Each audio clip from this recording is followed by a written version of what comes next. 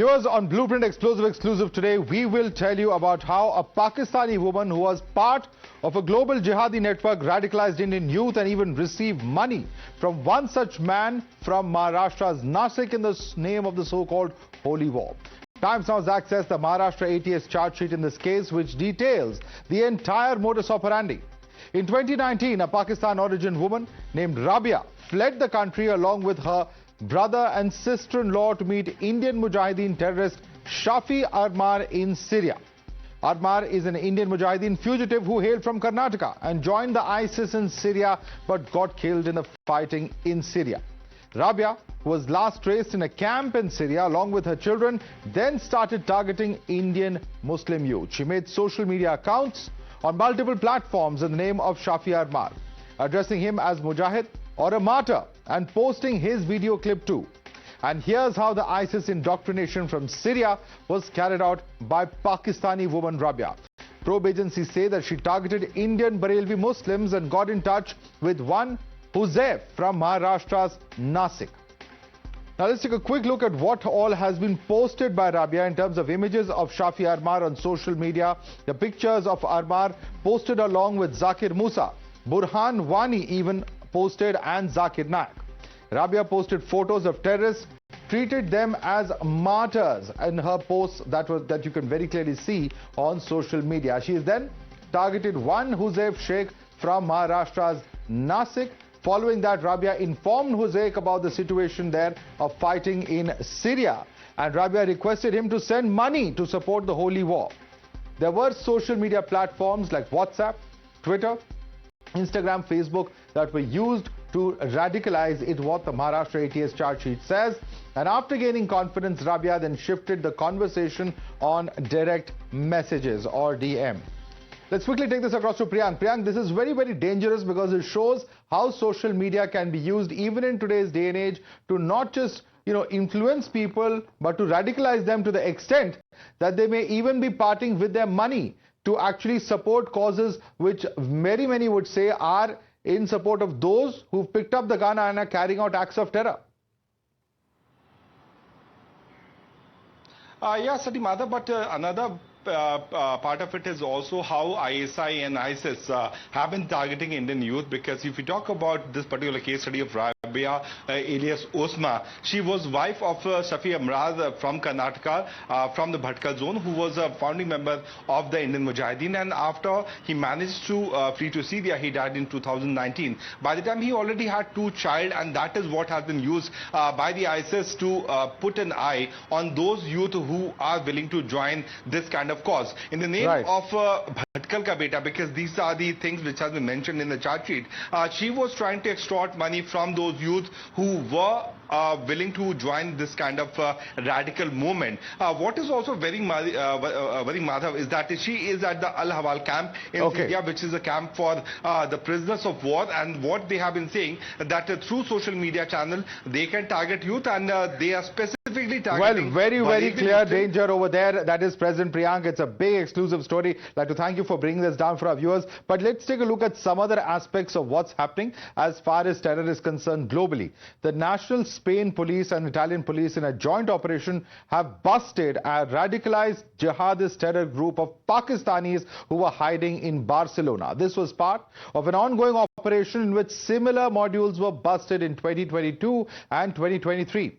In a statement, the national police in Spain has said, and I quote, "The investigation has revealed the presence in Spain and Italy of a highly hierarchical and structured group that through encrypted channels issued instructions that encouraged the murder and decapitation of people who went against its doctrine." So that's as far as Spain is concerned. There are images coming out from there as well. Priyank, very serious, because here you have Spain that has busted this racket. There are various players over here, and all of them Pakistani, who are in fact urging people to carry out violent acts of terror.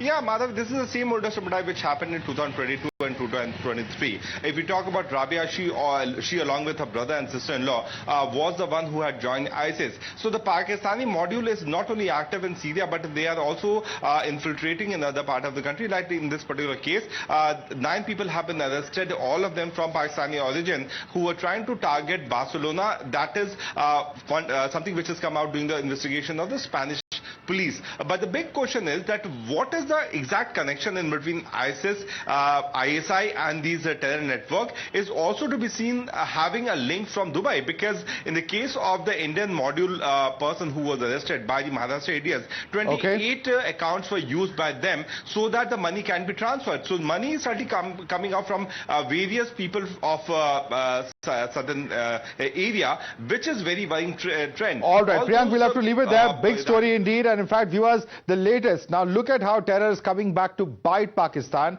because the reign of terror involving people of Pakistan origin doesn't end there. Now, the Jaffar Express from Quetta to Peshawar has come under attack. It's the Baloch Liberation Army which has claimed for the attack and in fact said that it has first blown away the railway track and held the passengers as hostages. According to reports, there are 400 plus passengers who've been taken hostage in this particular attack. And those are in fact some of the images coming in. Let's quickly take this across to our guest now. Joining us with us is PK Jain, former ADGP of Maharashtra. We have Pathikrit Pain, who's a geopolitical analyst. We have Munib Hamid, journalist, joining us from Pakistan, along with Faraz Saeed, another journalist. Let me start with you first. Mr. PK Jain, what has been revealed by the ATS there in Maharashtra is quite shocking, because it shows how, vulnerable, certain youth can be if they are indoctrinated online. And just look at this, because they are not just being indoctrinated, they're even being forced to part with their money for a cause that perhaps they have no connection with.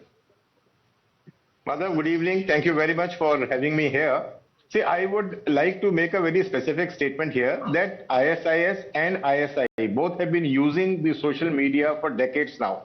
See, ISI owes a lot of its indoctrinated youth to the social media. They identify, they send out very innocuous messages to begin with. They study the social media accounts of certain individuals and who show whatever leanings to the faith. They nurture them and subsequently they enroll them as either as their cadre or to carry out activities within the country where they stay, or they get the funding from them. So these things have been used for ages now.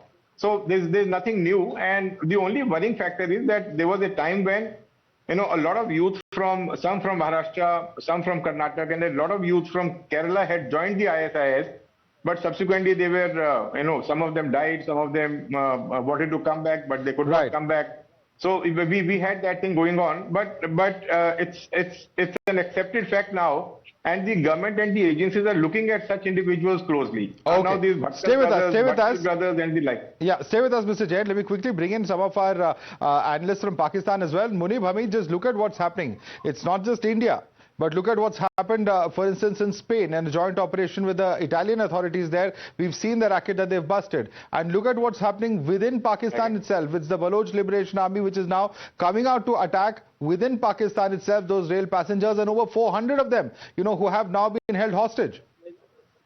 Yes, Madhav, thank you very much for having me. And of course, it's an unfortunate incident that is taking place, of course, one that has taken place in Spain, and the ongoing hijacking scene that is under right now in Balochistan, Quetta. Of course, Pakistan, this is no hiding matter. Pakistan has been the core of, by attacking by the terrorists. Pakistan is surrounded by enemies right now. We can say we do not enjoy very happy relationships with our neighbors in India, in Afghanistan, in Iran. And of course, these BLA terrorists are backed by a majority of the proxies, and which are backed by, of course, RAW, for instance, and of course, which is on record. This is not something that I'm saying without any information. This stuff isn't on record. But is there a failure to recognize and look within? Because look at the individual. The first case that we said, it's a Pakistani woman. In Spain, what's happening? It's a group of Pakistani individuals who are, urging these violent attacks. Why does Pakistan fail to look within? It's not just the ISI, but even several actors within the country itself who are actively perpetrating terror. You're talking about your neighbors, but what about looking inside? Look, Manav, this isn't the first time, if I speak neutrally, internationally, this isn't the first time like Pakistanis have been, deported, or Pakistanis have been reported of joining extremist gangs or, terror networks around the world. We've seen numerous Indians also being joined. We've seen numerous Indians being deported from the US, from Canada, from Australia. We've seen numerous Indians being, punished by the states of Saudi Arabia, Qatar, and so many others. I don't think that even merits a comparison. Pathikrit Pine, would you like to respond to Munir? Is that even a comparison worth making?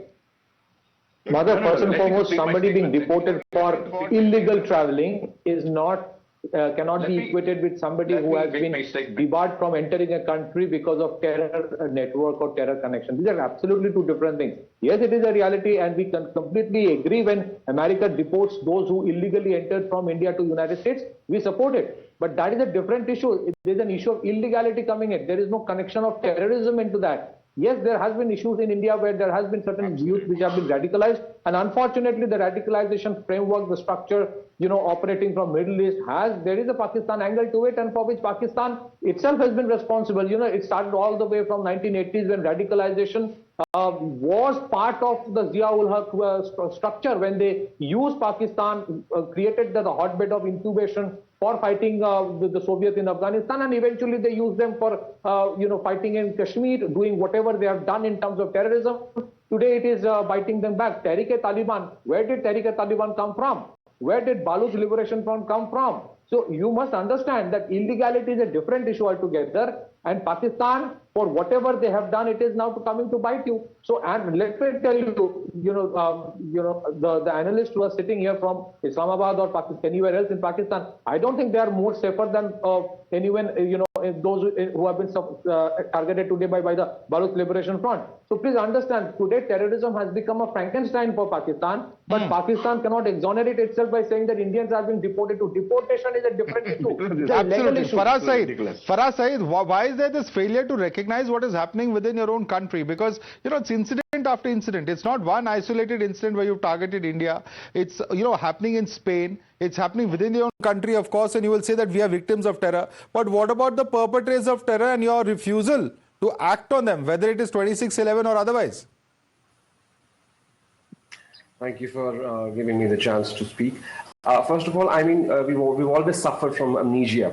One of your guests said, the terror activity and the radicalization started back in the 1980s and 90s. What happened in the 80s and 90s? Soviets invaded Afghanistan. The Western allies came to Pakistan for training of those Afghan jihadists, and that's what happened. It's not Pakistan in isolation. And what happened later? When the Soviets were defeated, they went back, the Americans went back, and that Frankenstein monster So who was it who colluded with those Western powers, sir? Why did Pakistan have to host them in the first place?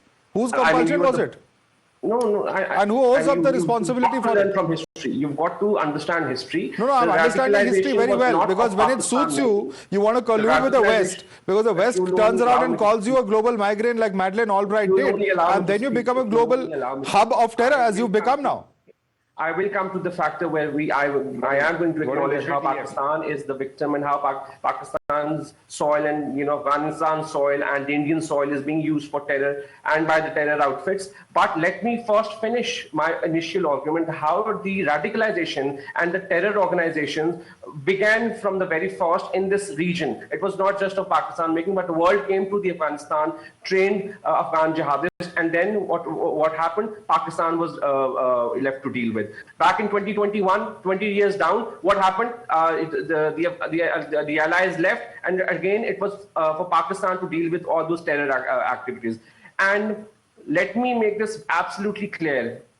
It is the Pakistan which is the worst victim of terror. We've lost hundreds and billions of dollars in the past 20 years. And yet you refuse to stoically do any action against those terror groups which are trying to send terrorists into Jammu and Kashmir. You refuse to act against those who've carried out terrorist attacks here in India, whether Jaish-e-Mohammed or LET. Pathikrit Pen would like to respond to what is being stated here by Faraz. Because, it's one thing to claim that you're a victim of terror, but when Pakistanis globally are being arrested for perpetrating violent acts, it's high time that Pakistan owes responsibility. Pathikrit Pen.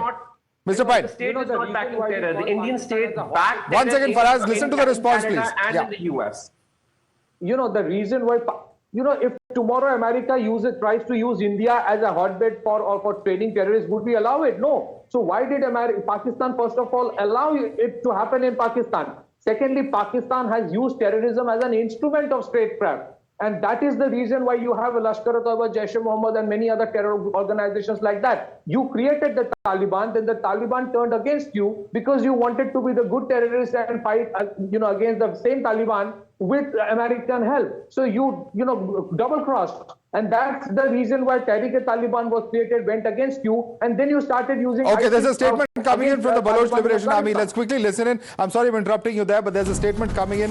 In fact, they say that after seizing the Jaffar Express, it has taken 182 hostages. So far, 11 Pakistan military personnel have been killed, and a drone has also been shot down. The BLA fighters remain in full control of the Jaffar Express. BLA has clarified that amongst the hostages are active duty personnel from Pakistani Army, police, ISI and ATF, all of whom were travelling on leave. Civilian passengers, particularly women, children and elderly, and Baloch citizens have been released safely and been given a safe route. They have also warned that in case there is further military intervention, then of course further action could take place. Let's quickly get in a response, in fact, from our guest from Pakistan. Munib, would you like to respond to that? Because here you have a situation where you have the Baloch army which has clearly taken force, and of course respond to Mr. Payne, who said that it was nobody's compulsion but Pakistan's own compulsion to allow people from outside, and now you have to take responsibility from this hydra-headed monster that has been unleashed by Pakistan itself. Manav, if you would allow me to complete, Pakistan has been the center victim of terrorism. Pakistan has lost hundreds and thousands of lives fighting against terrorism. We are still fighting terrorism. We are fighting extremism. And recently, just President Donald Trump praised Pakistan. We gave them back Sharifullah. So this shows our commitment to fight against terrorism, to fight against extremism. We are committed to fight against terrorism. PK Jain, your response. You're shaking your head pretty vigorously. Your response. Madhav, my response is very clear to these two gentlemen. Their president, Pervez Musharraf, very categorically said that all these terrorists were their heroes. They were nurtured by the government of Pakistan. They were nurtured by the Pakistani army. Now all these people are coming to bite them. One. Second is that when they talk of that their efforts are being appreciated, please appreciate that Pakistan is still on the grey list of the FATF. It was to be put on the blacklist. So in order to not to go to the blacklist, Pakistan is making some overture, and yet all those criminals... All right. Little or no action being taken by Pakistan to rectify the own historical problems that Pakistan may have had, but no intent in cracking down on terror, and that's quite evident from what's happening not just in Pakistan or in India, but across the world. We'd like to thank Faraz Saeed, Munib Hamid, as well as PK Jain and Pathikrit Payne for joining us on the show this evening. Slipping into a quick break.